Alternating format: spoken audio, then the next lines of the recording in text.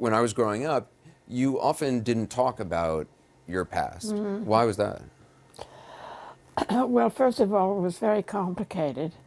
Also, your dad spoke so much and told so many stories about his life and his growing up that I really couldn't get a word in edgewise a lot of the time. So that had a lot to But do he with came it from a too. big family in Mississippi. Yes. A much different family than your own, poor family essentially. But it was a much larger family. You never really had that sense of what a family could No, be. I didn't have that, and I also didn't really have a mother and father figure because my mother figure was my nanny, my nurse, who I called Dodo, and my father figure was my grandmother, who was Nanny Napoleon, and so I really She worshipped Napoleon. absolutely worshipped Napoleon, and That was her model. her role model, her model in every way. You think she was actually almost maybe crazy?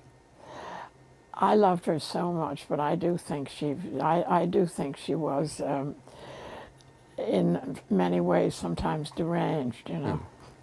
For people who don't know, I mean, you were the subject of this custody battle at the height of the Depression in 1934. You were 10 years old, and it was a battle between your mother, who you really didn't know very well, and your aunt, your father's sister. But also behind your aunt was your grandmother, and your governess. Well, yes, they really sort of plotted because I didn't even know that my aunt existed until I was 9. Because after my father died when I was 15 months old, my mother took me to live in France, in Paris, And you didn't really even know her. I mean, you would see her kind of coming and going out to parties, but you didn't have a real relationship. I had no relationship with her at all, and I just worshipped her from afar, and she was so beautiful, you know. You never really felt much connection to the Vanderbilts. I felt no connection. You felt like at an all. imposter. I felt like an imposter, yes.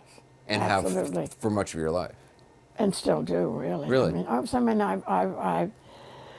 They're, you know, I mean, I'm kind of impressed with them, you know. Like something you read about in a book. Yeah. But it doesn't feel like it has It has nothing to do. I mean, it doesn't have anything to do with me. I was always glad I didn't have that last name, because I think Yeah. that name comes with a lot of preconceived notions about. I mean, it's one of the reasons why I wanted to do this film, this book, is that I think your life is so different than people might imagine it to be. I mean, it's really about working and creating art and beauty, and you know, I don't think people know. You have a very public face, but I don't think they know the person behind it. It's interesting. You don't think of yourself as a public person. I mean, you've Not never. at all. You don't have any sense of what other people. No, want. I don't think of myself as a public person or at all. And because of the custody case, I really sort of never read things about myself in the newspapers, and You still don't. You still don't I read. try not to. All I care about is the photograph. It was a good photograph.